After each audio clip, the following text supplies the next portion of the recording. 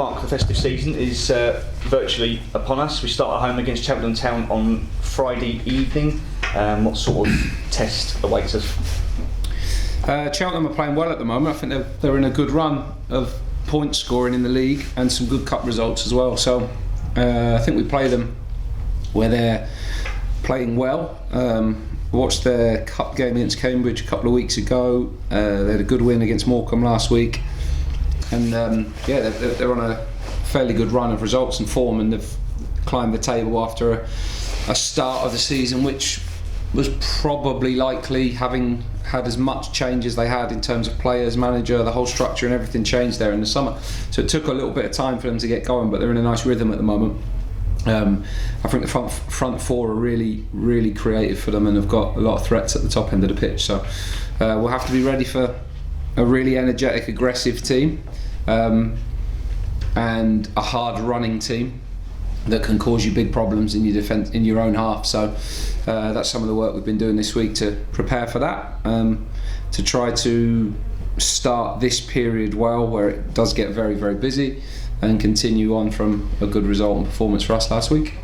You must have come across Michael Flynn a few times. Can't be the first time you've met. No, Newport is the period I know for most, and funny, you end up doing quite a few courses with different people. I've done quite a few courses with Flinny over the years. We're doing one at the moment actually, so I've seen him a lot on Zoom recently, but it will be nice to see him properly at the weekend. I know you'll be very keen to make it 3 wins in a row. I don't think we've achieved that yet this season, and of course with the positive result would put us into the top 6 or 7 before everybody else plays Saturday, which is intensive in itself. Yeah, nice incentive for everybody, I think, ahead of Saturday's games. But then that can change within 24 hours, so that's less the focus. I guess it's more about us continuing the good work that we've found, and we've got a little edge and a bit of a bounce about us off the back of the last couple of results. So I think the key is that we try and consolidate that level. We'll need to be good to win the game. We know how hard some of the games here we found this season, and we'll certainly need to be at the top of our game to continue on the results that we've had in the last 2 wins, albeit similar scorelines, in very different games, and I expect that this one will look quite different to last weekend as well. So yeah, it's one to look forward to. What I do hope and I do think is, I always think under the lights you can get a really good atmosphere, so I expect that to be the case this weekend, and I expect us to continue building on the level that we've been in the last few weeks. Cool. Just finally for me, housekeeping, anyone come into the squad? Does anyone miss out? Joe Cabody perhaps able to play, is he? No, Joe's first contact session will be Saturday. Right. So he'll be available for the week after, but he's just finished. He's been on the training pitch the last 2 days, but all non-contact, so he'll be able to do contact work on Saturday when he's checked by the docs on Friday, but he's fine. So expect him back next week. Armani Little's been training with Jammer this week. He's been out with us, so I hope he joins full training next week. Tim DeYoung's trained with us the last couple of days, and everybody that played last weekend is good to go again. Lovely. Thank you, Mark. Ben? Lapsley as well. He's fit, yeah. Friday night game, does that change anything for you guys in terms of the way you prep for the game? I don't think so. I think at this time, like, we our next month, I think we're going to play on a Friday, a Thursday, a Sunday, a Saturday. I think we're like days go out the window really. You just sort of work on how many days after a game it is, how many days before a game it is. I think everybody that's living the life and gets a little bit of time off over Christmas says the same really. Your watch goes out the way and your diary gets closed, and you just sort of, I don't know, whenever you can smell a drink or a sausage roll, you just go off of that this time of year. Not quite as relaxed for us, but it's certainly a very different schedule. We originally initiated the move to get this game on the Friday, move it forward from the Saturday. Ourselves and Colchester are the only 2 that have done that in the league, for the idea really to give ourselves a bit more of a run into the next game. And then after Boxing Day, our games have been changed because of TV, so our games are spread out a little bit, so it's changed the dynamic a little bit over Christmas. And I said to the lads Monday that I think we've got very few working windows in the next few weeks. It's all about preparation and recovery. It will definitely be a squad game, because any period where we've had these challenges before, it always has been. The positive sign when we speak today is that we've actually got a squad to rotate and choose for the first time in a long while. So hopefully that pays off for us. The festive period as a football manager, how do you find it? Do you find a way to enjoy it? Is it very stressful? Does it stop you from enjoying Christmas as a whole? Oh yeah, I mean not enjoying it, but it just stops you having a proper one. It lasts about a day, if that, because the truth is we'll train all around it. There's a lot of games to watch, our own games to assess, so it's very hard to not think about the next game. And there won't be much time off in that period of time. I had last Christmas off, so I really did make the most of it last year, but this year it will just be spend some time with family, enjoy the little windows that we have got, but really it's a great opportunity for us to come through this and put a marker down for what the season can look like. So yeah, there'll be some nice moments. We'll enjoy some of the treats that come along at this time of year, but not many, unfortunately. And yeah, we'll just have to get on with it and really embrace it, look forward to it. Because the truth is, when I wasn't in it last year, I really missed it. You get a good atmosphere around the place, and if you can get a good run of results and get into some good form, you can transform your season a little bit, and that's what we've got to try and do. I think you made a point the other day about having 5 or 6 games before the start of January. Have you got a kind of points target in mind for that games, or is it very much just taking it one by one? Yeah, no, we haven't really. We want to be amongst it, but that's going to depend on what happens elsewhere. So no, we don't set so much of that not out loud to everybody else, and even the players. We just sort of play the next game and try and make sure we're right in the hunt and right in the mix come the end of that Fleetwood game, 11th of Jan. Because that'll be 25 games gone, so that's a nice marker to see where we're at. 20th game Friday night, and then 5 games in a short period of time that we've got to go and attack and get the best we can out of. And if we can do that, then that'll give everyone a real boost going into the new year. And that's what we've got to try and do. And the fact that you're coming into it off the back of those 2 wins, has that kind of helped to remind the players, you know, what they're capable of? Obviously, the start of the season when you were winning games, and then you've had this tough period where, you know, it's natural that confidence would go down a little bit. Yeah, I'm not sure it's me that's reminded them. I think they've just reminded themselves, because they did it, and so the way in which they have gone about it, and they had the hard-fought wins massively. Certainly last weekend, incredibly hard-fought, but brilliant results, and I think any time that you win when you're in a bad run, it can do you good, but if you can do it back to back, it can do you wonders. And when you can do it against the best team in the league away from home, that's pretty good going. So it's a nice marker to know what we're capable of. It's a nice marker to know how we get results against the best teams. And the reminder we have to constantly serve ourselves is we just have to do that again and again and again, and actually not get too wrapped up in the runs. It's 2 wins in a row, but I hope somewhere down the line we can look at a long run of successful period of time, and that will be determined by going up and doing it again in the next game. And I guess short term you'll take 1-0 wins all day long, but longer term I'm sure you'd rather not be kind of scraping wins or what. I don't care, take your wins however you get them. Yeah, it doesn't matter. If we win 1-0 on Friday night, I'll be absolutely buzzing, and beyond that is irrelevant to me at the moment. It just seems to be that 1-0 is quite a common scoreline for Gills when they do win games, and I guess it kind of goes back to that goal thing where, you know, before you were here, scoring goals has been something that needs to improve. Yeah, absolutely, and hopefully it will. But if we win 1-0 the next 6 games in a row, I think Blackburn Rovers have just done in the Championship, and I'm pretty sure they're fairly happy with that at the moment. So we'll take the wins, we'll take them however we can get them, while we keep transforming and building something. But in the end, if you lose, you get battered, and if you win, you still get battered. So it doesn't matter. We've just got to enjoy it, do the best we can, keep finding ways of getting results. The last couple of results have been really good ones for us, and we know that the basic ingredients of what it takes to get them.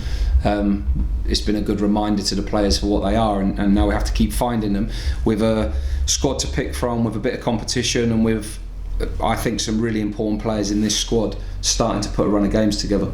Like you say, when you've got all these games in such quick succession, having those players to rotate and pick from and options must be, you know, a blessing for as a manager. Yeah, I hope so. Hopefully the players push themselves and show when they're out the team the attitude that they're desperate to get back in it. When they're in it, the quality and the attitude to help us win. Because I think that's the overall thing, is we're here to win. We're not here to just play and to get in the team. We have to help us win games, and the last couple of weeks the lads have done it well, so we have to keep pushing for that and driving that mentality home. The more options you've got to hope that helps you. We haven't had it very often this year, and maybe what it will give us is a chance to not rely on the same core of players too often, and not break a couple because they can't come out the team. So if we could get to the point where the ones that haven't played or have been out of the squads can get closer, and the ones that have been injured can get themselves back in it in that really busy period, I think that'll set us up nicely. And like you said earlier on, with regard to Cheltenham, they obviously had the relegation and a massive turnover of players in the summer, a new manager, etc. So perhaps no surprise that they have kind of now started to get a bit of cohesion going. Yeah, everyone's season takes a different shape, doesn't it? Some start fast and then never recover, and it reverses and they never recover. Some are very, very consistent all the way through. Some have a horrible start and get going. Some have a bad start and never get going. Some start like a train wreck and end up like an absolute machine. There's a couple from last year. And you just can't be too concerned by everyone else's story. We live our own one, and ours has been up and down, and hopefully we're on and up, but that will only be determined by the next game, picking up points again and keep putting those together. All best of that. Thank you. How was that period for you when it wasn't going so well? Was it quite tough? Well, it weren't very fun, no. But I think the truth is it's just tough anyway. Like, it doesn't win or lose, because when you win, the only thing that happens instantly is you know you have to win the next game. So that happens immediately. And I think that's just the truth. I think I said it at some point during the run. When you lose a game, people still want to talk about that game 6 days later, and when you win one, they want to talk about the next one within an hour. So that is just the reality. You live in the whole that world, really, that you're only as good as your last game when it's bad, and the next game's the only game that matters when you're going well. So yeah, that side of it is never easy. You want a team to be really successful and do well. You want people to be proud of their team, enjoy watching them. You want people to be happy at work and delivering exactly as you'd like to be. But the truth of football seasons is it doesn't usually work like that. And I think whether you're a Gillingham fan or anybody else, everybody knows the journey of a football season, and you probably have to go through quite a few bad days along the way. But if you stick together in those moments, that's actually when clubs and teams are built properly. So it was good because that's what's happened. We've got through that run, but we have to get through a good run ourselves now. Must be pleased, like you say, about sticking together. The players have showed that, haven't they? And they gave so much, didn't they? Especially at MK Dons. No, they did then, and they've had moments where they have and moments where they haven't, and they've been criticised because of that. And there's been some bad runs or bad results in the last batch. But actually, if you took out the Bromley game, which you can't, we've had a few results in the last sort of 5-6, and we've had really good performances at Stevenage in the Cup and against Blackpool here in the Cup. So sometimes the run previous to that, you know, the follow-up to Port Vale was supposed to be, right, let's go, let's kick on a little bit. And because it wasn't, because that didn't happen, then it makes you remember the bad run that we'd been on, which actually would turn a little bit of a corner on. There's been some good performances in there, but you can't talk about that, and you shouldn't get any credit when it's not good. But we are steadily finding a way of getting some success in the team and hopefully getting some continuity in the team, which, let's be honest, we just haven't had all season. So that will hopefully help us. And this quick fire period now, where we haven't got long to train or prepare for games, if we can get some form and confidence and continuity, that will really help us in the next month, I think. Is that consistency really hard to achieve at this level? I don't think it's really hard. It's quite rare because of injuries and things like that. So the consistency in terms of player availability is what we've struggled with, I think, and therefore it's really hard to get consistency in partnerships, understanding, connections with players. Things that is really hard to get, and therefore the only thing that you're in complete control of is the consistency of your work ethic and your attitude, and that's the bit that if we find that as a minimum, which we've found in the last couple, we'll always be in a game, always. And then we need moments where we can win them, and hopefully at some point that becomes wins that are not goal line clearances in the 95th minute because we're 1-0 up. We'd love to be more than that, but at the moment, find a way of winning, grind out results. We've done that well, we'll have to keep doing it. And how good is it when you go to the training ground and you see so many bodies around? Yeah, good. There's too many really if everyone's fit, and lots that play the same position. So we've probably got a big squad, but not a perfectly balanced one. So that will be something that over time we'll try to change. But obviously, the more players you've got fit, the better. If they're doing things properly and they're doing well and they're playing well.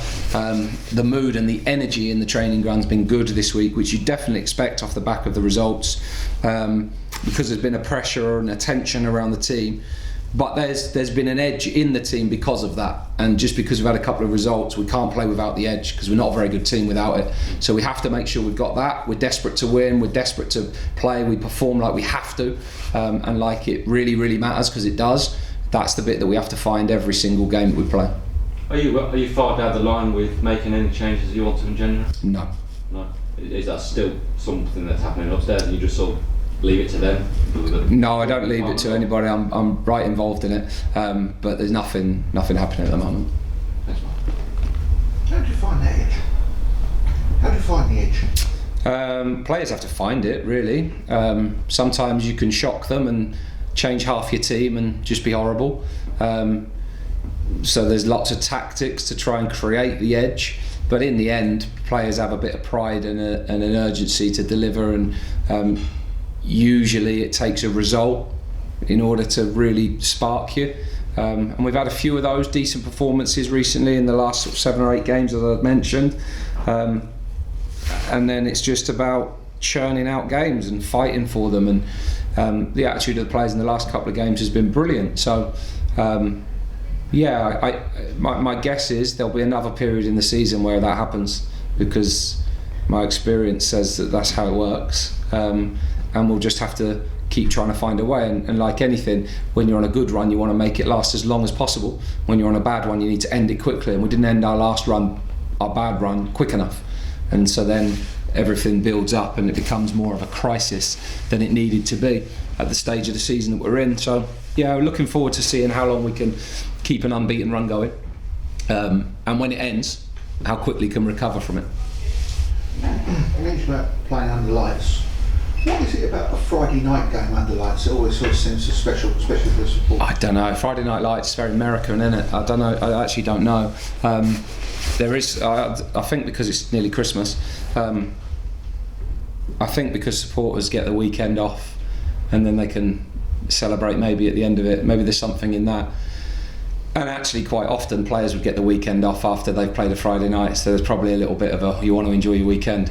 Win, lose or draw, they're not getting this weekend off, but that's just the way the schedule goes. So hopefully we can help it, make it work for us, and make the atmosphere work for us. But in the end, we've just got to try and back up what we did last week.